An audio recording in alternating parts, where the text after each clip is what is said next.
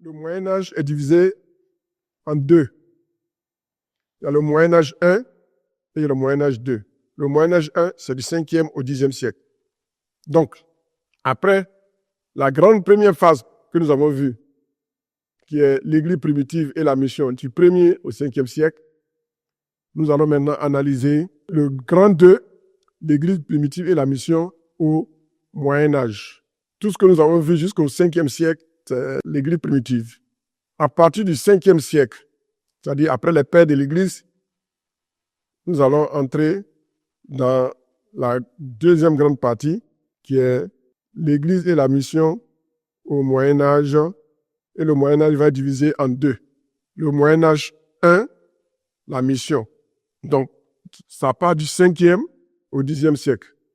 Donc, tout ce que nous avons vu avec la chute de l'Empire romain, tout cela, on va mettre ça dans le Moyen-Âge 1. Grand A, 1, l'extension du christianisme dans l'Empire romain. Ça commence par la chute, les missions et les évangélisations, tous les personnages que nous avons cités du 5e siècle jusqu'au 6e siècle, 7e siècle, 8e siècle, tout cela, c'est dans le Moyen-Âge 1. Moyen-Âge 2. Moyen-Âge 2, ça part du 10e siècle au 15e siècle.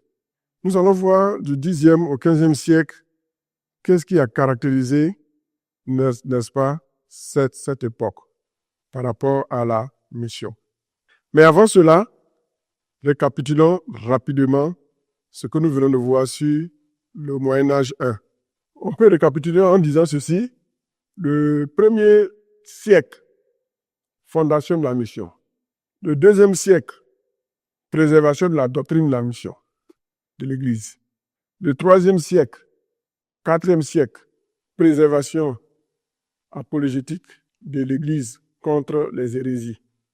5e siècle, la chute de Rome, l'Empire romain, par les barbares. Dès ce instant, le christianisme va partir de Rome vers l'ouest, vers l'Allemagne, les peuples germaniques, l'Empire germanique. Et l'Église se voit maintenant faire face à une nouvelle œuvre missionnaire. Une nouvelle œuvre missionnaire. Et cette œuvre missionnaire va consister en des travaux de monastères où les chrétiens vont faire un travail de fourmi, gagner les hommes d'État, aider l'Église à évangéliser. Voilà, de façon succincte, ce que nous pouvons retenir comme, n'est-ce pas, une synthèse de cette époque. Voilà, ça c'est ce que nous pouvons retenir. Les pères de l'Église ont joué un rôle très très important parce qu'ils devaient préserver la doctrine contre les hérétiques. Donc voici les 4 à 5 grandes étapes. Les apôtres, les pères apostoliques, les remplaçants des apôtres, les pères de l'Église, les remplaçants des pères apostoliques. Quatrièmement, la chute de l'Empire romain par les barbares. Cinquièmement, une évangélisation par inculturation de ces peuples barbares. Voilà les 5 notions que vous devez retenir.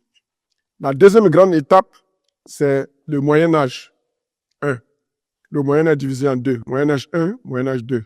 Le Moyen-Âge 1, c'est du 5e au 10e siècle. Ça regroupe ce que nous avons vu dans les 2 dernières étapes, la 4e étape et la 3e étape. Et le Moyen-Âge 2, c'est du 10e siècle au 15e siècle. Et c'est ce que nous allons voir maintenant. Qu'est-ce qui a caractérisé, n'est-ce pas, ces 5 siècles après le Moyen-Âge 1, qu'est-ce que nous pouvons retenir? C'est ce que nous allons voir maintenant. Nous allons aborder maintenant la mission au Moyen-Âge 2. Si on devait donner un sous-titre à cette partie de notre cours, on dirait que on proposerait le suivant. La mission médiévale 2, entre monachisme, croisade et ouverture au monde. La mission au Moyen-Âge 2, entre monachisme, croisade et ouverture au monde. Alors, quels sont les objectifs pédagogiques ici, dans cette partie de notre cours, au Moyen-Âge 2? C'est de comprendre les dynamiques missionnaires de l'Église entre le Xe et le XVe siècle. Deuxièmement, identifier les principaux acteurs, les ordres, les différents ordres, les différents mouvements et les stratégies missionnaires qui ont eu lieu pendant ces 5 siècles. Troisièmement, appréhender les limites et les tensions entre spiritualité et politique dans la mission. Ces 2 paramètres rivaux, mais quand ils sont ensemble, ils peuvent faire de grands progrès. Quatrième objectif, distinguer les prémices de la mission moderne dans l'héritage médiéval.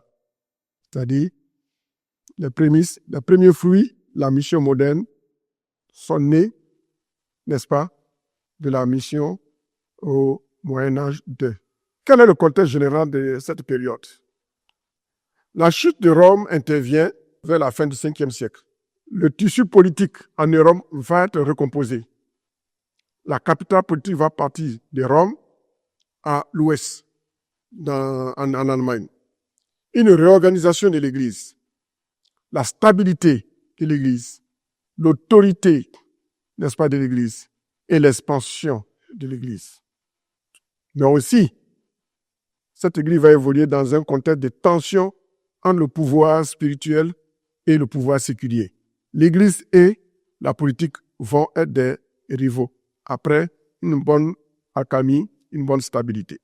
Le deuxième chapitre, ou sous-chapitre, c'est les acteurs principaux de la mission au Moyen-Âge 2 et les structures de la mission. Le rôle capital qu'ont joué les ordres religieux missionnaires, les bénédictins, avec les cisterciens, les dominicains. Ils ont une orthodoxie et une apologétique forte. On a les franciscains, leur mission par la pauvreté et le témoignage. Et pour gagner les gens, il faut se montrer pauvre et à travers cette pauvreté, parler, rendre témoignage de Jésus, qui s'intéressait aux pauvres. Les moines, comme les premiers missionnaires. La formation missionnaire dans les universités médiévales. Voici les différents acteurs ou les différents axes de la vie de l'Église, de la mission à cette époque. Énumérons quelques actes forts. Les croisades, entre missions, guerre et politique, la christianisation de l'Europe du Nord et de l'Est. Tout le monde doit devenir chrétien. La conversion des rois et le peuplement religieux. Donc, des campagnes de missionnaires se déplaçaient, des ordres se déplaçaient, et en quelque sorte, c'était des croisades. On imposait la foi religieuse chrétienne. Je me demande si ce n'est pas ce que l'islam a copié plus tard. Donc, les missions vers l'Asie, la Mongolie, la Chine, le Moyen-Orient, doivent aussi accepter l'évangile, alors que l'islam existe déjà. Donc, tout ce climat va créer des tensions, des guerres qu'on va appeler des croisades. Les croisades, c'est les évangélisations par force.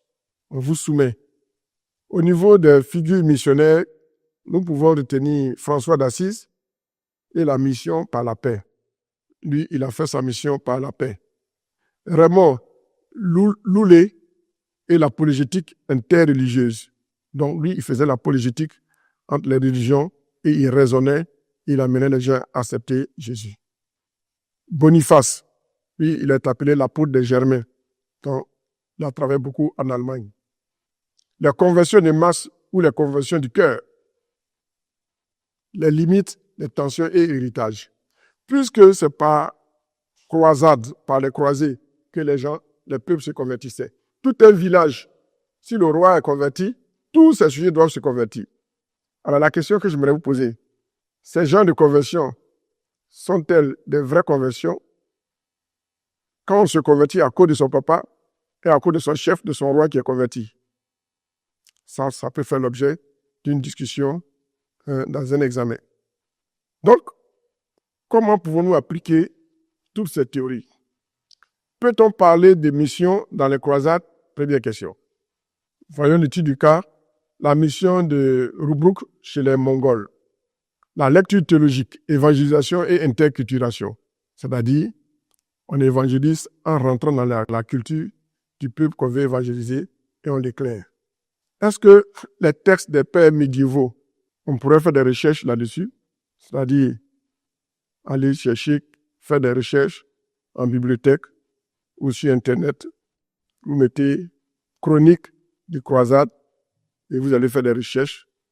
Les textes des pères médiévaux, vous tapez textes des pères médiévaux et l'ordinateur va vous aider. Ça, réfléchissez là-dessus, comme dissertation. Faites-moi une analyse critique de la mission médiévale 2. Spiritualité ou conquête. Le fait d'amener les gens à se convertir par masse, est-ce que c'est une vraie conversion? Vous pourrez également faire un exposé thématique sur la figure missionnaire et au niveau des actes forts et tournants de la mission. Alors notez, l'essor des ordres religieux missionnaires. Les bénédictins, au Xe siècle, il faut entraîner une réforme monastique et rayonnement en Europe. Monastique, ça vient du mot monastère. Quand on parle de monachisme, ça part des royaumes, je crois. Monastique, ouais, le mot monastique, on a monastère dedans. Voilà. Maintenant, monachisme, ça c'est pas de la monarchie. Monarchisme, c'est la monarchie, le royaume. Donc, ici, la question que je vous pose est la suivante. Que peut-on dire au sujet de QCM? Le slogan QCM, question choix multiple, c'est ça qu'il faut entendre par QCM. Donc, dans ce cours de théologie, si je vous donne un devoir QCM, ça dit question choix multiple. Donc, tout à l'heure, avant la fin du cours, oui, je vais vous donner un petit QCM. Ça va vous permettre de vous rafraîchir la mémoire. Alors, nous allons continuer. Nous avons vu que le Moyen-Âge 2 a été marqué par beaucoup de soubresauts. Malgré cela, l'évangile, la mission a toujours continué. Premièrement, nous avons vu les 5 premiers siècles. Dans ces 5 premiers siècles, nous avons vu 3 choses. L'Église primitive, les pères apostoliques et les pères de l'Église. Deuxièmement, nous avons vu la mission du 5e au 10e siècle, qui est le Moyen-Âge 1. Nous avons vu également 3 à 4 choses. 1. La chute de Rome par les barbares. 2. L'évangélisation de ces barbares.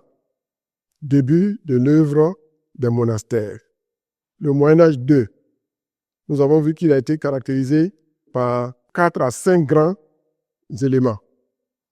D'abord, l'expansion des ordres missionnaires, la politique qui a été stabilisée par le christianisme.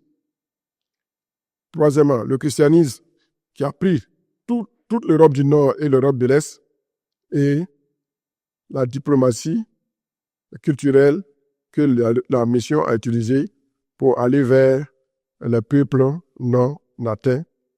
Et enfin, quatrième ou cinquièmement, le début, la théologie, début d'une réflexion sur la mission universelle et interculturelle. Voilà ce que nous pouvons retenir, n'est-ce pas, du Moyen-Âge 2. Nous allons maintenant voir le grand chapitre 3. Le grand chapitre 3 qui est l'ère moderne. Donc, du 16e au 19e siècle. Et là, nous allons apprendre beaucoup de choses. Du 16e au 19e siècle, que s'est-il passé? Cette époque est appelée l'ère moderne. L'ère moderne, nous allons voir maintenant la mission.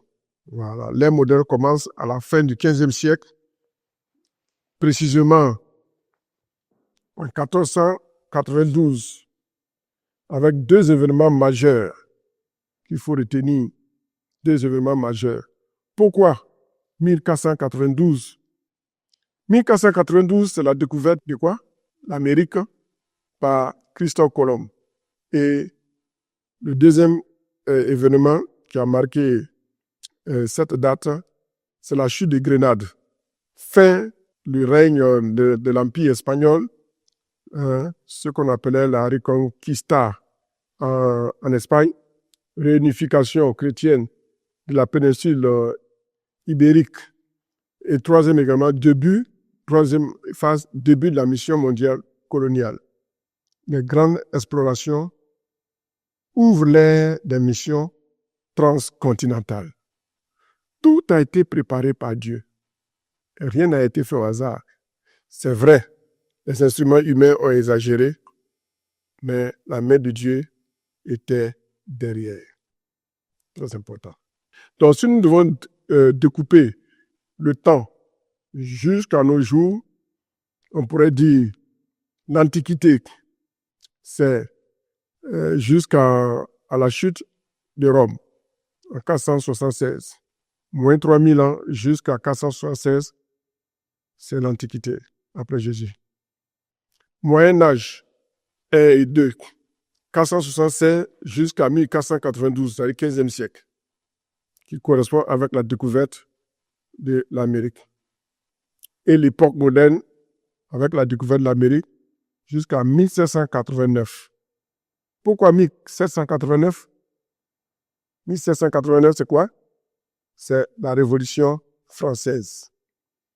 Et l'époque moderne de 1789 à l'an 2000, avec l'industrialisation mondiale, la globalisation du monde, et la période post-moderne de 2001 jusqu'à X.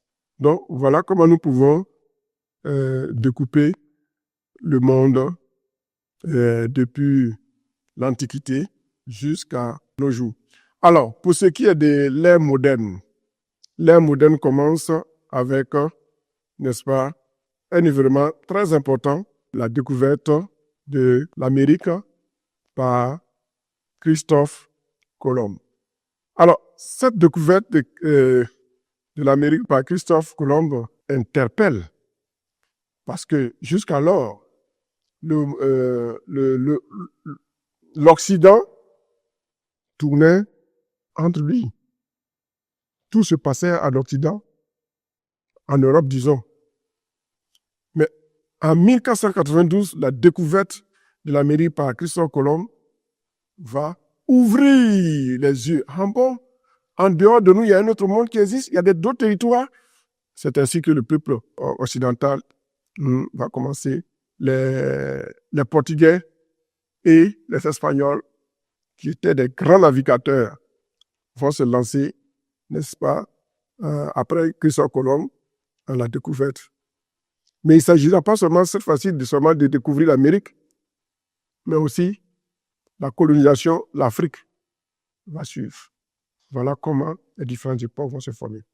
Donc, nous sommes maintenant du 15e siècle, fin 15e siècle, début 16e siècle, jusqu'au 18e siècle. Nous sommes à l'époque moderne. Et cette époque moderne va se clôturer par la Révolution française, va s'achever par la Révolution française, qui marque un autre coup dans l'histoire du monde. La Révolution française.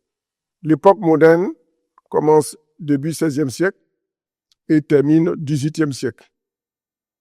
Et l'époque contemporaine commence avec la Révolution française, n'est-ce pas, jusqu'au 20e siècle. Alors, nous sommes en train de dire que quoi? Que le début de l'ère moderne commence, n'est-ce pas, fin 15e siècle, début 16e siècle. La période contemporaine commence avec la Révolution française, 1789 jusqu'au 20e siècle. C'est l'industrialisation du monde. Le monde, la globalisation du monde et la colonisation des peuples dits non civilisés. Donc ici, la période de la mission, l'ère moderne, va être marquée par les colonies catholiques. Donc ici, nous avons les missions catholiques. Les missions catholiques vont faire un travail d'évangélisation. Les Espagnols, les Portugais et les Français et l'Italie vont suivre plus tard.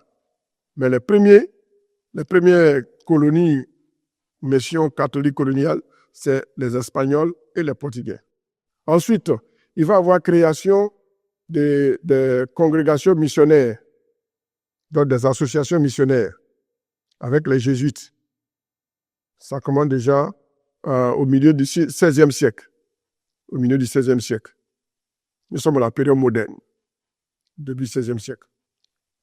L'apparition tardive, plus tard, des sociétés protestantes de la mission. Là, c'est à partir du Xe siècle. Ici, nous avons une réforme, une redéfinition de la mission protestante. Les grandes sociétés missionnaires comme William Carey, Hudson Taylor, William Carey, lui, va évangéliser l'Inde. À la mission, il va perdre sa femme. Il va se marier encore. Sa femme va tomber malade, elle va mourir. C'est pas facile d'être missionnaire. C'est pas facile d'être missionnaire. William Carey a été un homme qui a marqué l'histoire de la mission. Et ce temps, ces deux hommes, lui et puis Taylor, ils sont à féliciter. Dieu les a utilisés et Dieu s'est glorifié. Et nous devons être fiers de leur histoire. William Carey a été l'un des missionnaires les plus courageux. C'est à juste titre qu'il est appelé le père de la mission. Notez ça. William Carey. William Carey. C-A-R-E-Y. Il est du 18e au milieu du 19e siècle. Il est appelé le père de la mission.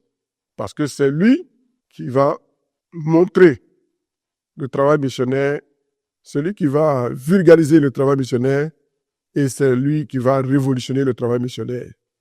Donc, il est appelé le père de la mission, le père de la mission moderne. Nous devons saluer sa détermination, nous devons saluer son abnégation, nous devons saluer son esprit de sacrifice. Il a évangélisé l'Inde du 18e au 19e siècle. Il a créé des fondations baptistes missionnaires. Il est le fondateur, comme je disais tout à l'heure, de la Baptist Missionary Society, la société missionnaire baptiste. Il a développé une théologie missionnaire protestante évangélique. Bien sûr, il est calviniste, mais il est profondément convaincu de la souveraineté de Dieu et la nécessité d'évangéliser. Bien qu'il soit calviniste, il se dit qu'il faut évangéliser pour que le dessein de Dieu se réalise. Il n'est pas resté là pour dire que comme il est calviniste, comme Dieu est souverain, Dieu fait tout, donc Dieu peut tout faire. Non, il est allé évangéliser, il a été missionnaire. Première grande mission protestante en territoire païen, après la Réforme. Quelles sont les actions concrètes de William Carey? Il va traduire la Bible en plus de 30 langues et dialectes indiens. Il va fonder des écoles, des hôpitaux, des imprimeries. Il a sa citation célèbre, notez-la. La citation célèbre de William Carey est la suivante. Attendez de grandes choses de Dieu. Entreprenez de grandes choses pour Dieu. Waouh! Si tu veux attendre de grandes choses de Dieu, il faut entreprendre de grandes choses pour Dieu. Vous voyez, aujourd'hui, il y a des gens qui disent qu'il faut que Dieu nous parle d'abord avant de faire ceci, avant de faire cela. Mais ce n'est pas fondé. William Carey dit, attendez de grandes choses de Dieu. Et comme tu attends de grandes choses de Dieu, n'attends pas que Dieu te donne tout de A à Z avant de commencer, mais toi-même, commence déjà de grandes choses pour Dieu. Et en commençant de grandes choses pour Dieu, le Dieu de qui tu attends de grandes choses te dirigera chemin faisant. Waouh! Attendez de grandes choses de Dieu. Entreprenez de grandes choses pour Dieu. Comme héritage, il est le modèle d'engagement à long terme. Il est le pionnier de la contextualisation de la mission, de l'éducation, de la linguistique missionnaire. Comment la mission a enseigné, a appris la langue des peuples pour leur annoncer l'évangile. C'est ça, le travail missionnaire. Et c'est ce que William Carey a fait. Et nous lui sommes reconnaissants. Il nous a laissé un héritage. William Carey restera à jamais dans l'esprit missiologique de tout étudiant en missiologie. William Carey a fait sa part. Il nous reste, nous aussi, à faire la nôtre et à laisser des empreintes indélébiles dans notre existence avant d'aller vers le Père. Alors, qu'en est-il de Taylor? Taylor, c'est l'homme de la Chine. Lui, il est originaire, bien sûr, du Royaume-Uni. Il était un médecin évangélique. Et il a évangélisé la Chine à partir du 19e siècle, 1854. Son œuvre majeure, il est le fondateur de la China Inland Mission, la mission interne de la Chine. Il a également créé l'OMF, Overseas Missionary Fellowship. Il a une théologie missionnaire, spiritualité évangélique, foi radicale et dépendance totale à Dieu. Pas de levée de fonds officielle. Hudson Taylor disait que lui fait pas d'appel de fonds. Dieu doit pouvoir miraculeusement. Ça, c'était sa communion et son alliance avec Dieu. Et on doit saluer de telles personnes. Sa contribution principale dans l'œuvre missionnaire, il est le précurseur de la mission inculturée, c'est-à-dire entrer dans la culture. Il portait des habits chinois et il parlait le mandarin, la langue populaire chinoise. Des actions concrètes, il a implanté des églises à l'intérieur de la Chine. Il a formé des centaines de missionnaires. Sa citation célèbre est la suivante. L'œuvre de Dieu, faite à la manière de Dieu, ne manquera jamais les ressources de Dieu. Waouh, waouh, waouh, waouh, waouh. L'œuvre de Dieu, faite à la manière de Dieu, ne manquera jamais des ressources de Dieu. Waouh! Ça, c'est notre révélation encore, hein, les gars. L'œuvre de Dieu, faite à la manière de Dieu, ne manquera jamais les ressources de Dieu. En d'autres termes, si Dieu t'a donné la vision, il te donnera la provision. Influence durable sur la mission protestante. Une foi radicale, il a parlé de l'inculturation, la mission fondée sur la prière. Voilà. Donc, Taylor est en train de nous dire, si tu dis que Dieu t'a appelé, sois sûr que Dieu va te donner la provision. Mais il faut compter sur Dieu dans la prière. Si nous faisons une synthèse comparative entre William et Hudson Taylor, William Carey, il est du 18e au début du 19e siècle. Hudson Taylor, il est du 19e siècle. L'un a travaillé en Inde et l'autre en Chine. L'un a créé la Fondation Baptiste Missionnaire, la Société Baptiste Missionnaire, et l'autre a créé la mission interne de la Chine. William Carey a traduit et a enseigné. Il a eu une présence stable. Il a utilisé l'inculturation, infiltrer la culture pour annoncer, passer à travers la culture pour annoncer le message. Ça, c'était là. William Carey, lui, il a fait un travail de longue haleine. Il a appris les gens à écrire, à parler la langue anglaise. Taylor, lui, il a fait l'évangélisation intérieure en contextualisant le message. La vision de William Carey, Dieu est souverain dans la mission. Pour Taylor, il faut une foi personnelle radicale dans l'action missionnaire. Leur héritage commun dans la mission, la foi profonde dans la souveraineté de Dieu, dévouement total à la mission malgré les épreuves, vision prophétique de l'universalité de l'Évangile, ils ont une éthique du service et respect culturel croissant, modèle de persévérance missionnaire pour toutes les générations. Voilà ce que nous pouvons retenir de façon condensée, n'est-ce pas, de la mission à l'époque moderne. Qu'en est-il maintenant de la période contemporaine? La période contemporaine est marquée par l'après-période moderne. Donc, quand on finit avec l'époque moderne, nous attaquons la période contemporaine. Et la période contemporaine, donc comme je disais, elle part de la Révolution française jusqu'au XXe siècle et après l'époque contemporaine commence l'époque postmoderne. Alors nous allons voir l'époque postmoderne à partir du milieu du XXe siècle, c'est-à-dire 1960-70, disons depuis les années 1970 à 1990, commence une nouvelle ère qu'on appelle l'époque postmoderne, ce qui vient avec le modernisme. Quels sont les traits caractéristiques de la pensée postmoderniste? La pensée postmoderniste va relativiser tout. Tout est relatif. Rejet des vérités absolues. Chacun a sa vérité.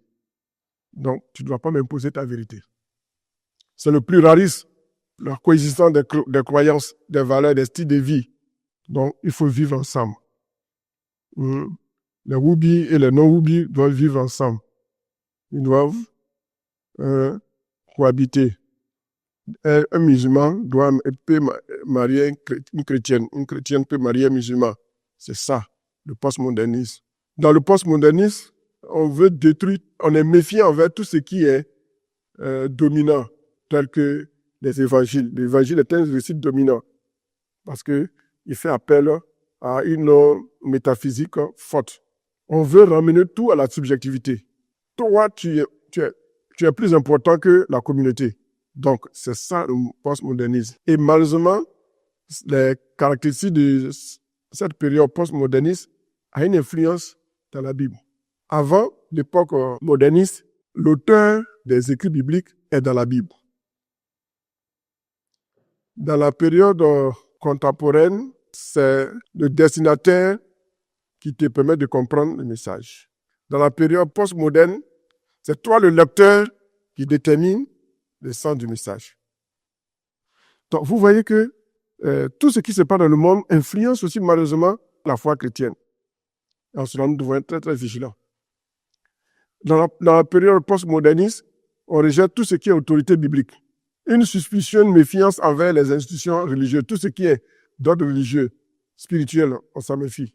Saturation d'informations spirituelles contradictoires. Ton pasteur prêche, on te balance des contre-vérités. Un désintérêt total pour la vérité doctrinale. Tout devient émotion. Tout se décline d'émotion, des nouvelles opportunités. Tu es ton propre pasteur. C'est toi-même qui dois définir ce qui est bon pour toi. Ce n'est pas un pasteur extérieur qui doit définir ce qui est bon pour toi. Donc voilà un peu ce qui caractérise la période postmoderniste. Il y a également des défis. Le problème missionnaire. La période postmoderniste aussi a ses avantages. Les réseaux sociaux sont devenus un moyen d'annoncer l'évangile, mais en même temps, un moyen pour ne plus être sous autorité. Donc le culte, tu n'es pas obligé de suivre un culte. Tu peux suivre ton culte devant ton petit écran, des cellulaires ou des télévisions. Donc voilà un peu les aspects négatifs. La missiologie incarnée, c'est quoi? Ce sont les nouvelles stratégies missionnaires de la période postmoderne. Il faut être, il faut vivre, il faut servir avant de parler. Ça, c'est le bon côté. Voilà. Une évangélisation narrative. On raconte l'histoire de Dieu et son impact personnel. On dialogue. Dans le dialogue inter-conviction. Tu es convaincu de quelque chose, moi je suis convaincu du contraire, mais il faut qu'on dialogue. Donc, l'ouverture à la conversation. Et c'est le Saint-Esprit qui va convaincre ton interlocuteur. Pas de confrontation. Tu écoutes l'autre, il parle. Voilà. Donc, vous voyez que ici, dans la période postmoderniste, on est confronté à beaucoup de défis. Il y a des opportunités, mais on dit il y a aussi beaucoup de défis. Ce qu'il faut abandonner. Tu ne dois pas dire à ton chrétien, je n'ai pas marié n'importe qui. S'il est PD qui est dans ton église, tu ne dois pas le chasser, tu ne dois pas le mettre sous discipline. Voici les défis auxquels nous sommes confrontés dans la période postmoderne. Je vais vous donner le maximum d'informations pour votre culture, mais sachez que la période postmoderniste est une menace dans la mesure où elle nous bourre d'informations contradictoires. Elle n'est pas une menace dans la mesure où elle nous donne aussi la liberté pour celui qui veut revenir à l'essentiel, la vie chrétienne, de le faire. Si la personne, tu veux vivre ton évangile, tu es libre de vivre ton évangile. Si tu n'es pas libre d'imposer ton évangile à autrui, ben toi au moins tu peux le vivre. Donc ça, c'est une opportunité, quelque chose de bon. Deuxième chose, aujourd'hui la mission ne cherche plus à convaincre d'abord, mais cherche à aimer, à servir et à semer la confiance dans les cœurs avant de prêcher. Donc, voilà ce que nous pouvons retenir de la période post-moderne. Donc, on récapitule. 400 ans après la chute de Rome, la période de l'Antiquité prend fin. Et le Moyen-Âge commence de 476 après la chute de Rome à 492 jusqu'à la découverte de l'Amérique. L'époque moderne commence à partir du XVIe siècle avec la découverte de l'Amérique par Christophe Colomb jusqu'à la Révolution française. En 1789, nous sommes ici au XVIIIe siècle. L'époque contemporaine commence avec la Révolution française au XVIIIe siècle jusqu'en 1990. Et de l'an 1990 jusqu'au XXIe siècle, c'est la période post-moderniste. Donc voilà un peu comment nous pouvons découper les 5 grandes périodes. L'Antiquité, le Moyen-Âge, la période moderne 3, la période contemporaine 4 et la période post-moderne 5. Donc voici un peu les 5 subdivisions. Il faut les connaître par cœur. Retenez ces 5 subdivisions. Et puis ce qui les marque, très très important. Je vous en supplie, retenez ça par cœur. C'est très très très important. La période post-moderne, chacun a sa vérité et tout ce qui est absolu doit être rejeté. C'est le relativisme et le pluralisme, l'individualisme radical. Chacun a sa vérité. Ce qui montre que vous avez fait un cours de théologie, niveau licence ou maîtrise, c'est de connaître ces choses-là par, ces vérités par cœur. Voilà, ces datations, je vous en supplie, retenez-les, elles vont vous aider. Ok, un bon attendeur, salut.